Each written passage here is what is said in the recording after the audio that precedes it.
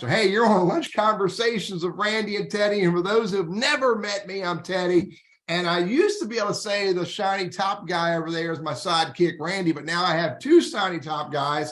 And so the one who doesn't have a microphone in his face is my buddy, Randy. And our special guest, Jon Hyman, we'll introduce you to him in a few minutes as well. But I want to just be grateful for our sponsors through 2022. Our sponsor has been the Elder Law Firm out of Greensboro, North Carolina. The Elder Law Firm can help you with your commitments to your loved ones. So if you have family or friends and you're trying to help them through that transition through life and the estate planning and the elder care planning and those 7 freaking documents that you have to have set up, reach out to the Elder Law Firm in Greensboro. The number is 336-396-4551. And let them know that Randy said that you should say hello to them. So cool. There you go. I think did I give you enough time, Randy? Well, yeah. Did you introduce yourself, though? That's the question. I'll get there, man. So for those who've never met me, I'm Teddy. Look, I know I'm Teddy because it says right there on the screen, Teddy Burriss. Thank you. Yeah, I'm grateful that is there, Randy. And I work for a company called Burriss Consulting. We teach LinkedIn as a business tool. We do coaching and public speaking, and we stand on the street corner and proselytize this. I think that's the right word, Randy. But anyway, we love helping people use LinkedIn as a business tool. But every week, Randy Wooden and I get together and do our stuff, and we'll tell you about our special guests in a minute. Randy, are you ready to tell the world who you are? I am indeed. And I don't even need to look at my name under my shiny. It's Wooden with the D, buddy. Wooden with a D. Hey, I run our professional center, Goodwill Industries, Northwest North Carolina, director for the professional center, first of its kind for any goodwill in the world. Believe it or not. Believe it or not. Believe me, it is true. But yeah, hired me to start this thing about 10 years ago. We work by appointment. I've got clients across the country, to include Ohio. John, I used to go to school there and live there for many years. So, but if you're in a job search or maybe thinking about it come first of the year, why don't you look me up, find me on LinkedIn. Happy to get you on the calendar, work by appointment. And best of all, we are free to use. So all good news on this end. I'm going to keep an eye on the chat box, folks. If you've got comments or questions for John, put them there. We'll try to work them in where appropriate. But let me throw it back to my cohort, Teddy, to get this thing started. Cool. Hey, Randy, did I tell you that my grandfather, they had to kick him out of school, and they couldn't figure out how to do it, so they burned the school down. True story. Yeah. I don't know if that's how you left your school or not, but anyway.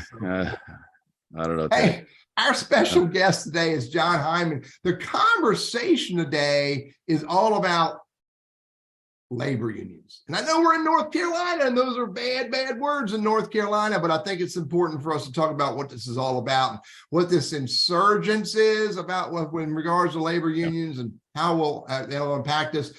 Jon Hyman is the director and shareholder and chair of the employment, let me say this right, the Employment Labor Practice Group for Wickens Herzer Panza. Did I say that right, John? You said it very correctly. Good. So, John, would you just go ahead and tell the world and our audience of what it's 12,000 people right now.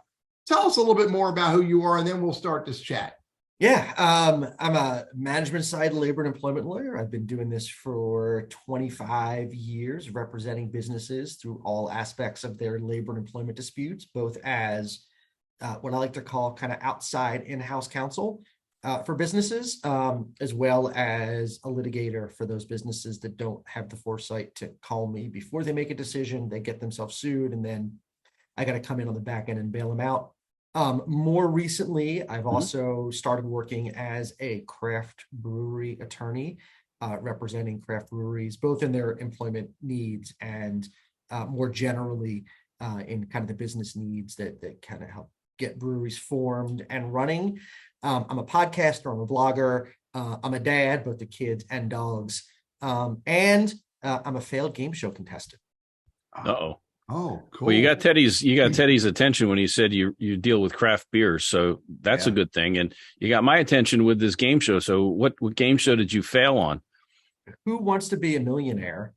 I Okay. was November of 1999. I don't know if did you all watch Who Wants to Be a Millionaire when it first Once in came a out blue with moon, but Regis? I think you and Howie probably had a little conflict. You try to shake his hand or something and take his job. I don't know what. So the very first night, the very first guy won the $1 million prize. Yeah. I was on the show. I did not have the fastest fingers. My fingers were not quick enough to get in the hot seat to win any money. I did get a night of drinking in Manhattan out of it. The guy who won the grand $1 million prize was kind enough to pick up the bar tab after the show. And somewhere, so I'll make a very long story short, but to keep the kind of alcohol theme going with the craft beer thing, at like 1 o'clock in the morning, Richard Belzer, a stand-up comedian and more lately of Law and Order SVU, and Paul Schaefer, David Letterman's band leader, and a guy who I swear to God to this day was Andy Warhol, even though I know he was dead at the time, walked into this bar in Columbus Circle in Manhattan at 1 o'clock in the morning, which must have been their local neighborhood kind of after hours, spot. And they walked into, 10, 11 drunken game show contestants, their plus ones, and all the producers from this TV show that had all been drinking for about 5 hours on this guy's bar tab, and just got accosted somewhere. No, there were no iPhones or anything. That's just, 1999, so no iPhones back then. But someone somewhere has a camera with a picture on it of me with a bottle of champagne kind of squeezed between my thighs, and then one arm around Richard Belzer and one arm around Paul Schaefer, just looking drunk as a skunk. So there's my game show story. And the hope is that photo never sees the light of day. It's fine. It would be a nice memento of the evening. So if of the 16,000 watchers out there, if one of you happened to be in that bar in Columbus Circle back in November of 1999, J Hyman at wickenslaw.com, find the picture and send it my way. Do it. Hey, John, on a serious note, I always ask each of our guests their why question. I mean, you're passionate, you're knowledgeable about what you do. You didn't just happen to one day wake up, or maybe you did and say, you know what, I want to pursue this. What was your why? Was it a series of events, or how you were raised, or help us understand that? I can't put one event on the why. I think employment has always interested me. I think, when I was in law school, they were the only courses I think that really spoke to me. And I think from a kind of what gets me out of bed to do this every day. Yeah. I mean, we spend, 8 hours a night, more or less sleeping. We spend 8 hours plus more or less at our jobs, and the rest of it kind of at home. And so we spend, the plurality of our waking time we spend at work. And it's the most, aside from our spouses and our families, is probably the most, our relationship with our employer and our employees is probably the most important relationship we have in our lives. And so it's always been one that has spoken to me as interesting for that reason. And I made a career out of it. So, and the beer thing, you got to do what you love. So, yeah. Who does? I like drinking beer, and the breweries are fun clients to have. And so it's been nice starting to carve a little niche out in that industry too. Yeah. You could have went the route of mattress salesman or pillow salesman. Because we spend 8 hours sleeping. Yeah, I could be a nocturnal attorney. Yeah, it could be. Yeah, that. Right. Yeah. You never know what's going to get us to do, as Randy refers to, chase our why and become what it is that we really want to do. So, all right. So the conversation, John, is labor unions. And there's a lot going on, and there's this resurgence, whatever you want to call it. But before we talk about what's going on, let's talk about what was the original purpose of labor unions. And then I have a little statistic for you. Actually, let's ask the audience if they know. Does anybody in our audience know what was the first labor union created, and roughly what year was it created? But let's go to the why, John. Why were labor unions ever thought up? It was to help make the workplace better for workers, right? Management has the power. It's their business. At the time, there was no Fair Labor Standards Act. There was no minimum wage, overtime for hours over 40. There was no OSHA setting safety standards. There were no laws or regulations pertaining to the workplace. And so unions formed to kind of fill that void, to provide employees some organized protections that the law was not providing for them. Yeah. Yeah. Now, Dale threw out that in 1780s, he thinks Ben Franklin created some labor union for firefighters. Now, I didn't find that. I'm going to say I grew up in Philadelphia. I live in Northeast Ohio now, but grew up in Philly. And Ben Franklin, as a proud Philadelphian, is the answer to most questions. So Perfect. We can yield to that in your mind, John. It could also be, it could be. So I got to do some research to back up Dale's findings. See, and Dale says he's also from Philly. So he's right. Ben Franklin is the answer to most questions. Yeah. Yep. Now, what I found, and I don't know, this is probably not the big right answer, but in 1866 in Baltimore, Maryland, my home state, the National Labor Union was created. And one of their claim to fame is this, the 8-hour workday, getting Congress to mandate an 8-hour workday. So anyway, I'm going to go think. I'm going to yield to Ben Franklin being the answer, but I know in 1866 my wife, by the way, my boss does not subscribe to the 8-hour workday, but I get it. Labor unions were originally created to keep us from, being abused by our employers or abusing our employees. That's basically the nut right. of it all. Yep. But what's the purpose of labor unions today if, we don't have those kinds of problems? We don't have the 8-hour work. We don't have the 8-hour workday problem anymore. I mean, we have a 40-hour work now with overtime for hours over 40. Yeah. OSHA regulates safety. But the reality is that there are still lots of employers out there that treat their employees poorly, and lots of employees who feel that they don't have a voice with management because they own the business, they have the keys, they write the checks, it's their business, they can do what they want. And if they don't like it, if an employee doesn't like it, they get fired or go find another job. And so employees feel they don't have the power to affect change in the workplace. They feel disrespected. They feel unempowered. And so the core reason is still the same: to make the workplace a better place for the collective of the employees. The motivations might be different. It might not be motivated by, we only want to work 8 hours a day. But it is motivated by the collective concern of employees feeling that they just don't have a voice that management's going to listen to.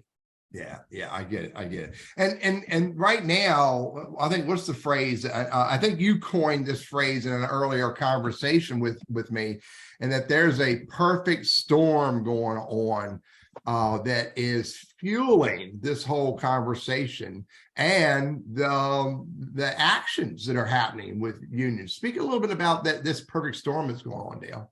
Excuse me, John, as I send a message back to Dale.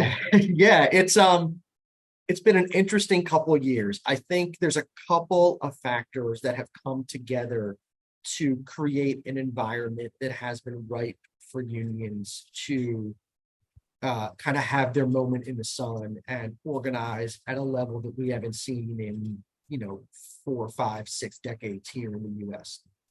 Started with the pandemic, right? In the last 2.5, 3 years, everything always comes back to COVID, I guess. But here you have, safety is always an issue that unions press. When unions talk to employees, when they get employees' ears, safety is always an issue that unions fall back on. And like one of the oldest organizing tricks in the book is unions will go and they'll call OSHA to come in to investigate an employer. And it's like proof of concept, right? Your employer doesn't care about your safety. Well, look, OSHA's now coming in to investigate your workplace. Look at all these safety violations they found. But it's like the union organizer that's tipping OSHA off to come in and do, and do the investigation. So a little bit of dirty pool, a little bit of proof of concept, but COVID underscored, highlighted the importance of safety in the workplace, right? It is essential workers. We want you to come in despite this virus. We want you to keep working. We want you to work elbow to elbow with your coworker. We got to keep putting out parts. We got to serve with whatever it is. And it allowed unions to kind of gain some traction over the issue of safety concerns within the workplace. That's issue number one. Issue number two, I think, is a generational issue. I posted I wrote a thing on my blog last week and then put it on LinkedIn. There was a story about Elon Musk firing an employee who went on Twitter to challenge, disagree, take issue with kind of Elon Musk's knowledge of the product. And the headline, the lead I used in the story was, I don't have any sympathy for employees that are fired over insubordination. People went nuts over the way I framed the story, and the upshot of it was like, hey, boomer, right? Like, you don't understand the way Gen Z thinks about the workplace, and we demand that management listen to us. We demand that we have a voice, that we're able to raise concerns, that they listen to the concerns we have, and having a conversation with the boss about something it should not be viewed as insubordination or wrong. It's completely in bounds, and management should expect it and tolerate it, and we shouldn't lose our jobs over it. And my only point was, his $48 billion, his business, if he wants to fire someone that goes online and writes bad things about him, it's his business. He can do what he wants. Yeah. To bring it back to your question, I think this is really generationally based. The rise we've seen in union organizing has been largely driven by Gen Z. They, over the last 2 or 3 years, have cut their teeth organizing, not necessarily around workplace issues, but organizing around social justice issues, Black Lives Matter, the abortion protests after the Dobbs decision came out, LGBTQ equality rights. The Me Too movement. Yeah, they have, the Me Too movement, exactly. Social justice, Gen Z has rallied around and have made some positive changes as a result. And so what they are saying is, we don't feel like we have a voice at work. We've been able to organize around these external issues outside the workplace and do some good. Let's use the lessons we learned there. Let's turn them inward to the workplace and see if we can affect some change as well that impacts kind of what we do, 9 to 5, that impacts our paycheck. So I think when you put those two issues together, you have what I've called, I think, this perfect storm of union organizing. As you're talking, I was thinking about when a dog tastes blood, it wants more. And I'm saying that in my mind because when a society starts seeing that when they rally together, when they lobby together, when they march together, and they start seeing that they can have an impact on their society, they're going to want to collective. The collective is a powerful thing, right? There is power in numbers. It's trite, but it's not a lie, right? And so I think employees have learned they can, take that. They can help shift the power dynamic in the workplace by, instead of doing this one-on-one, trying to band together and organize. Yeah, I get it. So, all right. So the labor union organizing has started some new momentum moving forward. Once a union starts organizing employees, meeting with them and getting them to hear the message and accept the message, is there an opportunity to just shut that union conversation down, or what happens in that context? So, little kind of labor organizing, kind of National Labor Relations Act 101. Unions are formed in one of two ways. Either the employer voluntarily recognizes the union, and there are employers that do that. They feel that they either don't want the fight, or they feel that employee organizing is a good thing and they're going to support it by voluntarily recognizing the union. Most often than not, employers don't voluntarily recognize, and a union is formed through a secret ballot election. Union organizers go out, they get employees to sign authorization cards, and those authorization cards are then presented to the NLRB, which then directs a secret ballot election to be held in the workplace for that particular unit of employees. Union only needs 30% of signed cards to ask for a secret ballot election. Typically, the union is going to want well north of 50%, because 30%, right, it's a simple majority of votes carries the day and 30% is less than the majority. So you're not going to ask for an election unless you're pretty confident you have 50% plus one in the bag to vote for you.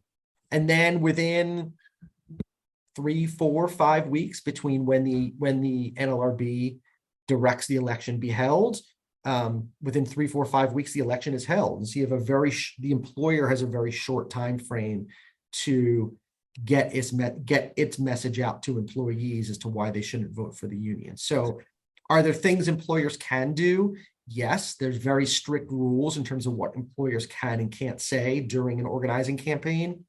You can't threaten employees. You can't retaliate against employees. You can't interrogate employees. You can't make promises to employees like we'll give you a raise if you don't vote for the union. You can't spy or surveil employees. All you can do is you can give the employees facts and opinions and evidence, right? Of your opinion on unions in general, facts about what's happened in other workplaces where unions are formed or what have you. So there's lots of things you can and can't do. The best union avoidance, frankly, starts before the union organizer ever talks to employees. Yeah. Yeah, Right. we'll get to that in a minute. Yeah. You gave me a quote, dude, that I thought was pretty impactful. Something along the lines of once a union gets into an organization, it can almost, in the organizing phase, you can almost not shut it down. I think you said 75% of them. Yeah. Historically, it's been about 2/3 of union elections are won by the union. In the last year, that number's jumped up to about 75%. So yeah, anywhere between 2 out of 3 to 3 out of 4 times the union's going to win. Yeah. I mean, they more often than not have a sympathetic ear with the employees. The employees are going to be more favorable for the union than they are for management. Again, it's a short, compacted time frame, and for the employer to run its campaign. And kind of once the union talks to employees, like the employees are talking to the union, they're signing that card, they're asking for an election because they're receptive to the they're receptive to the union's message. Yeah. And they're receptive to the union's message because there's something broken within that workplace that is causing the employees to look outward for a solution. Yeah. Right. If the best, what you as an employer want and your best hope, and people say culture is a 4-letter word. It's not, right? Your best hope as an employer is when that union organizer pulls that employee aside out in the parking lot or shows up at an employee's front door, or there's a meeting organized at a happy hour after work where a union sympathetic employee pulls a bunch of coworkers in to either knowingly or unknowingly meet with the union organizer. And then union organizer gives their spiel and says, "Hey, Jimmy, sign this card. We want you to ask for an election." Jimmy says, "Everything is good. I don't need you." Right? Paid well, treated well. When I have a complaint, it's listened to, it's adjusted, it's handled. We're treated fairly and equitably. They don't discriminate. I'm respected at work. Yeah. That's what you want. And if those things are missing, particularly around the issues of culture and respect, if those things are missing, then the union's going to have a receptive ear with the employees, and that's where employers start to get themselves in trouble. Yeah. Oh, Go ahead, Randy. I was going to say, if you have comments or questions for John, it's a pretty good debate here. And by the way, just for we have some HR related folks on the call here. This is not a pro-union, anti-union sales pitch or anything. It's really to educate folks on what goes on in this process and what's driving it in today's climate. A quick question for you, though, John. So let's say a union goes down to defeat. It does not pass the 50% plus one. Is that the end of it, or typically does the union kind of rethink? Okay, we need to refine our pitch, and is there a certain time frame where the union can come back and again try to unionize, or how does that typically work? Yeah, the letter of the law, and then really what actually happens in the real world. So the answer is 1 year. There's a 1-year bar on a future election petition or election after an election is held. It depends on the circumstances of the election. Oftentimes, when a union loses, you will see the union file unfair labor practice charges with the board, with the National Labor Relations Board, saying there was something the employer did illegal during the campaign that caused us to lose the election. Okay. Maybe they fired union organizers, right? Maybe they threatened to shut down the plant. Maybe they sent spies into our union meetings to figure out what we were doing. Maybe they illegally polled employees to see which employees supported the union and which employees didn't. All unfair labor practices. Yeah. Maybe the employer asked for grievances from the employees. Hey, what's bugging you guys? We know you're talking to the union. Tell us what's bugging you and we'll fix it for you. Illegal during a union organizing campaign. An employer can't do that. Didn't Starbucks do that at one of their stores? So Starbucks has done all that, I think, at all their stores. Yeah. So the NLRB, if it adjusts those unfair labor practice charges in favor of the union, the NLRB could direct another kind of a rerun election to be held. If the NLRB concludes that the unfair labor practices that were committed were so egregious that an election can't be rerun in what the board calls laboratory conditions. Think of a laboratory, sterile, clean, pristine, white. That's the way the NLRB wants its elections, or requires its elections to be held free from unfair labor practices. If it concludes that because of the employer's conduct, it cannot rerun an election in those laboratory conditions, the NLRB could issue a bargaining order. That is, we're just going to certify the union because, employer, you screwed up so badly that we don't think the union's ever going to get a free and fair election here. So union, you're certified. Employer, you're ordered to bargain with the union for a collective bargaining agreement. Now, is that in the real world? Are there companies we might recognize where that is actually taking place that you can divulge? Do I have examples off the top of my head of where that's happened? No, but it definitely happens. Yeah. And with this board, which is the most liberal National Labor Relations Board we've ever had, I think we're going to see that. I think we're going to see that more. Yeah. But just so Randy understands, John, though there has to be 50% plus one. Correct. 50% plus one of votes, not of employees. So let's see, if a bargaining unit of 100 employees, but only 80 votes. Okay. The number to certify would be 41, not 51. Yeah. Bottom line is our show is protected from unionization. Because it's 50-50. Oh yeah, there will There's never. no plus I one. follow. I'm not. Yeah. I'm not going to ask which one of you is a troublemaker. So I'm just saying. Although I have my suspicions. Well, there's always that. You know, that avoidance piece is big, Yeah. John. I mean, you laid off a lot of areas of where, what can spark this desire, this interest to have this, the labor union come in, and it really doesn't need to be all of those things. It could just be one. It could be one that's just done poorly and done enough to enough employees to go, this guy's a jerk.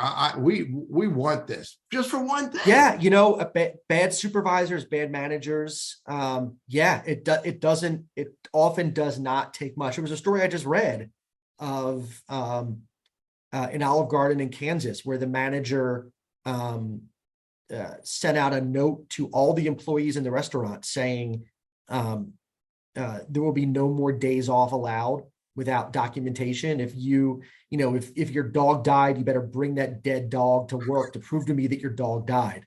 If you expect me to grant your excused absence, bereavement. But Olive Garden, to its credit, fired the manager as soon as it found out about it. Yeah, that's the right way to handle that. Those are the kind of messages that send people right into the arms of union organizers. Yeah. Now, let me ask this question. This is one of the things that befuddles me, and Randy will tell you I'm easily befuddled. Why does each individual, am I getting it right, that each individual Starbucks store and Olive Garden store can do their own labor union, not the company as a whole? Yeah, not only that, but depending on the business, you could have multiple unions within one business. Unions are done by a bargaining unit, and the bargaining unit must have like a narrowly tailored common interest. And so if I'm running if I'm running like a meat packing facility, for example, the guys actually, cutting the meat on the production line, that might be one union. The clerical staff in the office might be a second union. Yeah.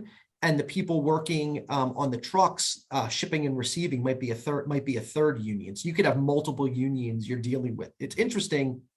By comparison, in Europe has what's called sector-based bargaining.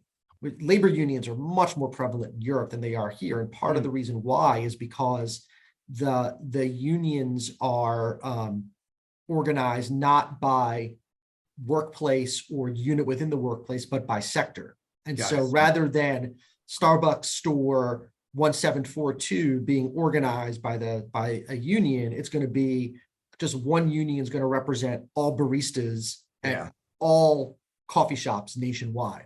Got it. Right. But it's a very, very, very different system that we have here. Yeah.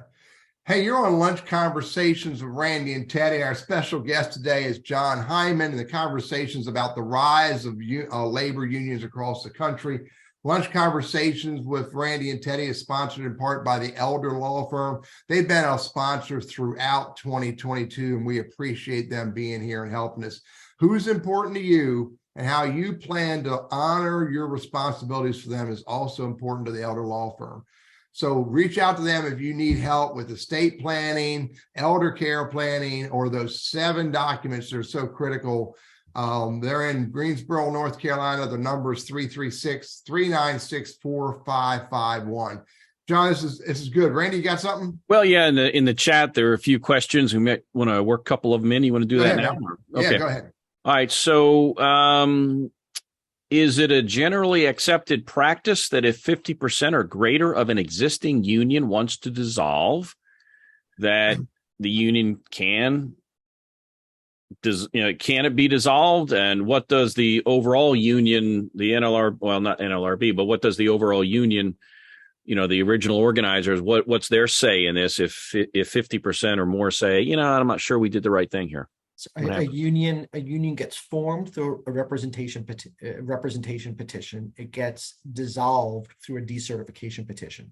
If 50% plus one of members in the bargaining unit want to get rid of the union, they can file a decertification petition with the National Labor Relations Board, and then the process works itself all over again. It's a secret ballot election, just like when the union was formed. And if 50% plus one of people vote to decertify the union, then the union's out.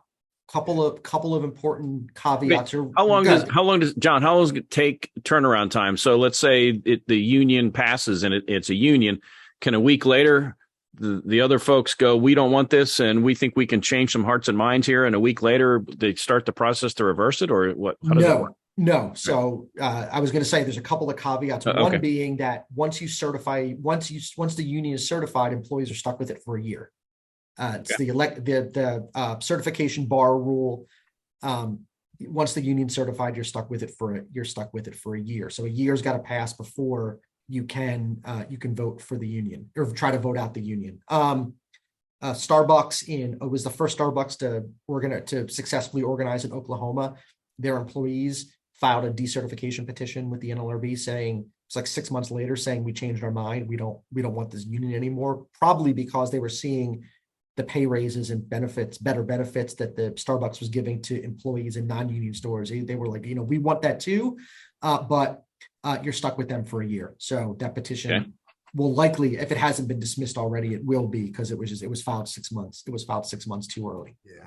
The other caveat with a decertification petition is that the employer can have absolutely no role whatsoever in that petition being circulated, signatures being gotten, filed, or even the employees getting the idea that's an option. The employer has to be 100% hands off with the decertification. Oh, they can't have a pizza party? If they're with the craft beer, with some craft beer, with the petition stapled to the bottom of the pizza, with the inside lid of the pizza box. Take a slice and sign here. Yeah, if there's any evidence whatsoever that an employer influenced or played any role whatsoever in decertification, it's an unfair labor practice, and that petition is going to get tossed out. So, all right, got another. I will add that the most nerve-wracking experience. I've been doing this for 20 coming up on 26 years representing businesses in labor and employment disputes. The most nerve-wracking experience of my career was watching a union decertification vote, which came down to the last. It was like in a movie, right? It was tied. It came down to the last ballot, and the last ballot pulled out of the box, and it was for the employer, and the union was decertified. But if I was wearing 6 shirts, I would have sweat through the pits on all of them. Wow. It was incredible. It was exciting and nerve-wracking, and a good result for my client. So, and you got to imagine that type of transformation in a workspace is got to be as ugly, if not uglier, than the Thanksgiving dinner table where you got a Republican and a Democrat pulling for the turkey leg. It's got to be pretty ugly. It is. It's an election, and there's a winner and a loser, whether it's the representation or the decertification. And in a close election, even not in a close election, there's going to be employees who are disappointed in the result, and they gotta live with it. And they gotta live with the, things as simple as you have an issue at work and you want to go to your manager or your supervisor to take care of something for you. With a union, they become the exclusive representative for the employees on all things, terms and conditions of employment. And now you got to file a grievance. You just can't go to the supervisor and say, I need X, Y, or Z. You might need to file a grievance and go through a formal grievance process to get something taken care of for you. So it fundamentally changes the nature of the relationship between employer and employee. And I'm not sure employees always understand exactly what it is they're voting for. Yeah, I would think it creates a lot of that antagonistic kind of us versus them, maybe more so.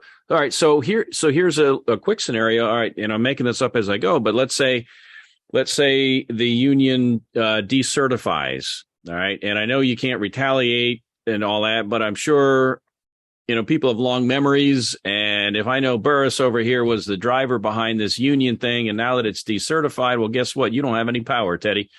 And, I saw you came in about 2 minutes late, so I'm writing you up for that. And the letter of the law versus what really happens. I mean, do the ones who voted for the union find themselves out of a job eventually? In the real world. In a real world. Practically in the real world, yeah, they do. Yeah, right. Yeah, they do. That's time to go. They don't even want to stay there anyway. Yeah, and right. There's we're gonna lean the thumb on the scale a little heavier with you because we know you supported the union. That's retaliation under the law, and you're not supposed to do it. But there are the reality is that if that union gets kicked out, the employees that supported that union probably are not long for that workplace, either by their choice or by the employer's choice. Got another question that came in about if a company is unionized, what about their 1099 affiliates? They're not technically employees, but can they be included in representation? For now, no. Again, the most pro-employee liberal National Labor Relations Board in the history of the National Labor Relations Board that is looking at many changes to make organizing even easier for employees. And one of the changes this current board is looking at is including 1099 independent contractors in the statutory definition of employee under the Act. So not right now, but TBD, something to keep an eye on. Got another one for you, Teddy. Can I work this one in too? They've got a few. Go for it, man. I got a couple more bullet points I want to touch on. All right. Can the union refuse to represent you if you are not a paying member? No. Well, in a right to work state, if you're not a paying member, North Carolina, Carolina right to work state. Okay. Yeah. You know what? Because Ohio's not. Him, Randy. No, well, here's the thing. Ohio's not a right to work state. So practically, I don't have a lot of experience working under right to work laws because my state's not a right to work state. Sure. So practically, I would say they're not a member of the union. The union doesn't have a duty to them. But functionally, I'm wondering if the union's duty of fair representation is going to extend even if someone opts out under a right to work law. So that'd be a good follow-up if you can, John, one day. Yeah. Hey, but let me ask you this, because I always get torn with this. I don't understand all of this. What is the difference? Okay, Ohio is not a right to work state. North Carolina is a right to work state. And I understand that to mean I can quit whenever I want and my boss can fire me whenever I want for any reason except the illegal reasons. That is what you have said is probably what 90% of people think right to work means. Which is what I'm asking. And it is a misunderstanding. Please, I'm recording this. You stand on solid ground with 90% of the public who confuses at will employment and right to work. Okay. What you've described is employment at will. That is, I as the employer can come and go as I please. I can quit whenever I want. Employer, you can fire me whenever you want. I don't have a right to my job. You can't fire me. You can't fire me for an illegal reason, discrimination, whistleblowing, whatever, but you can fire me for any other reason at will. Right to work, which is an unfortunately named set of laws, applies only to such states in which an employee who would otherwise be a member of a labor union has a right to opt out of that union. So you have a right to work without joining the union. In non-right to work states, you may not have to join the union, but you at least have to join union dues. You get all the benefits of being a union member, whether you join the union or not. The employer and the union can collectively bargain to require that union dues come out of your paycheck. In a right to work state, you can opt out of the union. You can decide not to pay union dues. You don't have to have any relationship with the union whatsoever, even if a majority of your coworkers have voted that union in. So it's an unfortunately named statute that causes a lot of confusion, like you have between right to work and at will employment. So you said Ohio is not a right to work state? Ohio is not a right to work state. We don't have a right to work law. We are like 40, like Ohio, along with 48 other states, 49 states in total are at will employment states. Here's another trivia question for the thousands of listeners. Which state isn't, and which state is not employment at will? There's one Delaware. state that is, and the answer is not Ben Franklin. Delaware. It's not Delaware either. That's a different question, Randy. It's like Massachusetts. So well, you could just start naming states if you want, but there's there is one state that is not an at-will employment state that requires cause to fire an employee by statute. Gotcha. And it's a state you would never think. Oh, wow. So. Well, we won't. I don't think I could name 50 states, Teddy. It's been so long since I slept through geography class that I'm not sure. I don't think I want to go there. Hey, what about? Here's another question that Scott threw out about. This is his words now. Often, the supporters of the union are on the lower part of the wage scale or the workforce. Are they more apt to vote for a union, or does one's pay grade not necessarily impact that factor? Help us with that. I firmly believe, and I've read the studies that back this up, that while pay is a factor in union organizing, it is not the driving factor in union organizing. The driving factor are issues of culture and respect and having a voice and having, knowing, feeling that management listens to you. Pay, does it play a role? Sure. Is it the most important or driving role? I think most often than not. Yeah. Thank you. I get that. It really is all about that environment. I remember this, John, years ago. I worked for a guy who said, I want my employees to be dedicated. I want them to be committed. That they have hardcore. We want hardcore employees. Yeah, right. Sort of like the other guy said. Right, yeah, like that's pretty much what this guy said back in 1990. And no, I got to say it was 95. Got to be fair because that's when it was. But anyway, he also used the word loyal. I want my employees to be loyal. And I was in a meeting with him one day. And he looked at me and he said that, to my boss and somebody else. He said, well, you understand what I'm saying? You agree, right, Teddy? I said, no, I don't agree. I said, I'm not loyal to you, man. I said, and I would wager that most of these employees out here are not loyal to you. We want a space that we can come to that we enjoy being, that we enjoy the people we work with, we enjoy the work we do, and we get compensated reasonably enough that we're happy to do that. But it has nothing to do with loyalty. If you're not creating a space that we enjoy, I'm going to tell you right now, I'll leave. He didn't like that.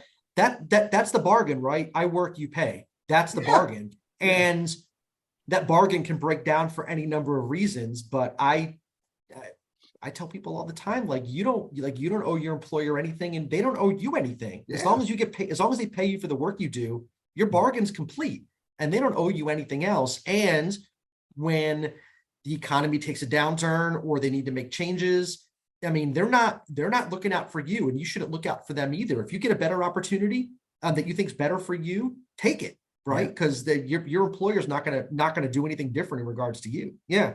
I tie it's business. For me, it's purely business. Absolutely.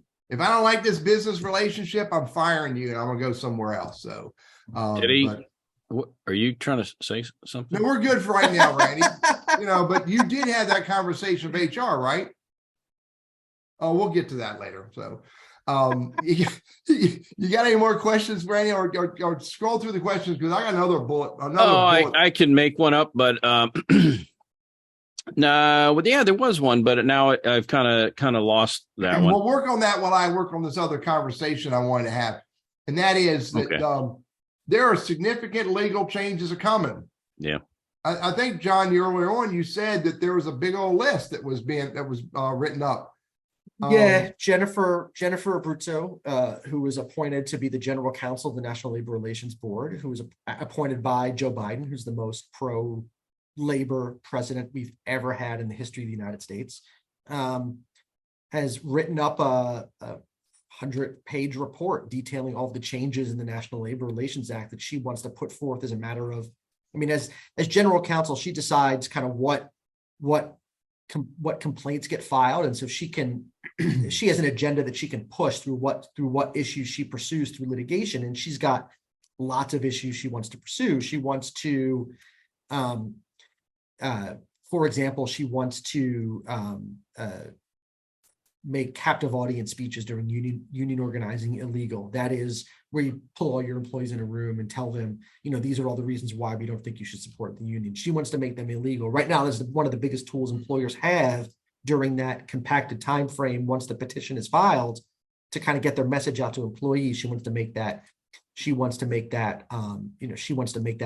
She wants to make it illegal for employers, for example, to tell employees that if you vote for the union, you won't be able to deal directly with us anymore. As your employer, you'll have to go through the union as your representative, which is an accurate statement of the law. Yeah. But she wants to make it illegal for employers to have that, to make that communication to employees during organizing. There's lots of things she's trying to do. And, like when we talked about the numbers before, unions right now, we're winning 3 out of every 4 elections. So I'm not sure they need the help, but this administration is going to give it to them regardless. Yeah. Yeah. And again, a lot of that comes down to bad labor practices by the employer. Yes. Predominantly by an employer. Yeah. As an individual employee is a problem, you can fix that. Right. But if the manager, the supervisor, the owner of the company is a problem, those are harder to fix. Yeah, culture is a really hard thing to fix, right? It always starts at the top. And if you work in a workplace where, for example, the manager, the owner of the business thinks it's okay for people to run around. This is an extreme example, but if the owner thinks it's okay for people to run around using the N-word, that's a hard thing to fix, right? Yeah. Right. How do you fix that? If the owner thinks it's okay to, not pay a fair wage, how do you, these become hard problems to fix when the culture of the organization is poor treatment. And those are the types of businesses that are the most ripe for unionization, and probably, frankly, are the ones that should get organized. Yeah. I wonder too, then, especially right now, it's still a job hunter's market and we're headed for a recession. So I get it. The pendulum will change, but why don't, and somebody mentioned this up thread in one of the comments was just like, when I say, hey man, just go pack sand, I'm going to go somewhere else and go to work. I mean, why try to gin up the whole labor issue with everybody? Why not just take your ball and go home, go somewhere else? I think people are resistant to change. I think it's I mean, and inertia is a thing, and it's easier to stay at your job than maybe look for a different job. And organizers do get in employees' ears about all the ways they're going to make their job better for them. You don't have to go find a new job. We're going to do X. We're going to get you. Okay. We're going to get you better hours. We're going to get you better working conditions. We're going to get you more money. We're going to get you better benefits. We're going to do all these things for you. I got to do is sign this card and then vote for us. And what they're not telling them is, this is a bilateral process, and the employer got to agree to bargain all these things with us. And if they don't agree to it, guess what? We don't get any change at all. Yes. So, but I think it's just easier sometimes for people to stay in place and try and make change where they are than go elsewhere. And, sometimes, what's the old saying, the devil you know is better than the devil you don't. And maybe that's the case here too. The comfortable rut. Right. Rut. It's harder. I don't know how to do it. Let me let somebody else guide me. I got this labor union coming in, they want to guide me, and maybe that's easier than me looking for a job. I mean, there's tons of reasons why people won't. So, hey, got a real quick one, Teddy. I know we're getting real short on time, but somebody did ask with regard to remote work. And back when COVID, when we started hiring, companies were more apt to be flexible on remote work, hybrid work. And that was, if you will, a condition of employment. Yeah, we'll let you live in a palatial estate in Advanced, North Carolina, by golly. But now we're seeing companies saying, wait a second, we want you back in the office. And now the terms of employment are changing to some degree. And Teddy's not going to give that up without a fight. So do you see that as one of those pivot points where employees say, wait a second, you hired me for this. Now you're telling me this. We don't want that. It is certainly something that if the union is there, it has to be bargained over as a mandatory condition of employment. I think in terms of what's going to push employees to unions, sure. I mean, I think that is one potential issue with, where you hired me, or for the last 2 years I've been working at home, and now all of a sudden you're telling me you want me to come back into the workplace where I got to deal with commutes and paying for gas and pants, and all this pants. Garbage. Yeah, I outgrew my pants, Teddy. I right. Yeah, I got to put on pants and I can't work in my PJs all day long. And so it is certainly an issue, I think, that could push white collar workers to potential organizing. Sure, but you got to pick your battles. I mean, and this is one of the things that, that I worry about with, labor organizers. They'll put together a plethora of things that we're going to help you with. And you can't, what's the word? No group can get all the things that you want. Ask any politician that. Well, you might not get anything. Ask any of the Starbucks that have organized so far. How they're doing negotiating their first contract with the employer. It ain't going so well for them, right? And that's the second half of the story is, voting the negotiation is one thing. Now you got to negotiate a contract, and as long as the employer is negotiating in good faith, and I get that's a loaded term, what good faith means and what it looks like, but as long as the employer is negotiating in good faith, the employer doesn't agree to anything. And once you bargain to an impasse, as long as you're doing it in good faith, the employer can implement its own terms and conditions. And so, I think the bottom line is, if your employees considering voting for a union, do your diligence, know what you're voting for, and know what you're getting if you vote them in. John, we could go on forever, man, because there's a whole lot we didn't talk about.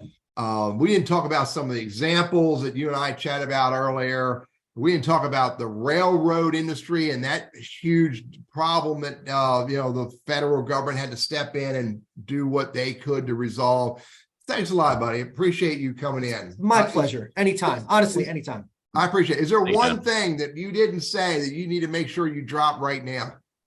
I just want to reinforce the point for the businesses out there. It really is all about culture. It is all about how you treat your employees. And if you treat your employees well, if they view you as an employer of choice,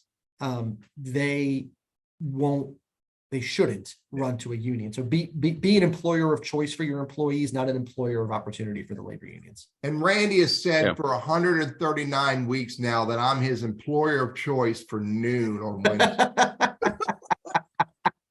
Thanks a lot, John. I appreciate it. 1 hour out of 48 bad. That's right. Hey, you a Browns fan? I got to ask you. Or are you from Philly? You're an Eagles fan. I'm an Eagles. I serve two masters. I'm an Eagles fan and I'm a Browns fan. The Browns have made it tough this year with Deshaun Watson. It's a tough nut to swallow. That's the guy we're all in on. So and your number one draft pick goes to Houston as a result this year too. For a bunch of years. So good luck. Good but luck. I got two teams to root for, so I'm all in. I'm all in this year on my Eagles, and who are looking pretty much unbeatable. So they're looking good. John, thanks for joining us. I learned a lot. My pleasure. And I'd love to have you back on and learn more about the real, because I wondered about, can the government really step in and mandate that? I know, Reagan fired the air traffic controllers, but that was a union, and it was what I assume a government union, whereas this is a private, private sector union. But regulated by the Railway Labor Act, which is a different beast than the National Labor Relations Act, and it gives the government certain powers because of the effect on our country that are shutting down the railroads would cause. So it's a little bit of a different beast that Congress has some different levers to pull. It's a national disaster, Randy, if I tell you to do something that you don't want to do. Just saying, dudes. We don't want a natural disaster. Crisis averted. Hey, I got a quick story, and it's along the same lines, John, with what you've been saying. If you're doing the right thing, whether somebody's watching you or not, what is that called? Responsibility. What's that called? Character or whatever. In your real life, in your personal life, or if you're a business, it's the culture. If you're doing the right thing proactively, 9 times out of 10, you're going to be in pretty good shape. Yeah, you may screw up once in a while because we're human. Yeah, but we can work through that. But I think when it just perpetuates and it's one thing after the other, then it's time to move on or to form that union. And so you offered some really good tips today. I appreciate you coming in. Teddy, what you got today, buddy? Hey, I don't have a story, man. I mean, I've been fortunate that the people I worked for in my life have been environments I enjoyed, people I enjoyed, work I enjoyed. And you know me, Randy. I mean, these people paid me millions of dollars a year in my mind. And so dollars wasn't an issue. Now, my current employer is a little bit of a problem, but I'm not going to bring that up on live show. Don't say it too loud. Yeah, she is actually back downstairs. So, I can hear you, so be quiet about it. Yeah. Hey, next week we have look, guys, we are really pulling together some really top-notch special guests for you. And John, again, I appreciate you showing up, man. Great chat. Next week, the dude, and by the way, he is, John, no demeaning intended to you. He is one of the most handsome special guest we could ever have on our show, and he told me I had to say that. But he also participated in building one of the very first, if not the very first, autonomous vehicle. And if you don't know what that is, Google it, figure out what it is, because I'm going to ask you in the show next week. But we'll have Robert Katz on. He's the CEO and executive director of World Innovation Network. The conversation is all about how will artificial intelligence impact our future. So show up next week, same time. Machines are coming. Teddy, you didn't mention about what he did in 1980, because that was really cool. In 1980, he wrote his doctoral thesis on artificial intelligence. And this is before we had an iPhone or had Siri. 1980, he was talking about AI. So to give you an idea, this guy's going to bring a lot to the table. So looking forward to that, because that impacts job hunting too. And the whole onboarding and artificial and machine learning and all of that. So we're going to kind of get that up to current day and see where this thing might be headed and blow dust off that old crystal ball, Teddy. Get ready for next week, buddy. His name is Robert Katz, Katz. Katz. Yeah. And so again, John, thanks a lot, buddy. Thanks, bud. My pleasure. Lunch Conversations with Randy and Teddy for 2022 has been sponsored by the Elder Law Firm.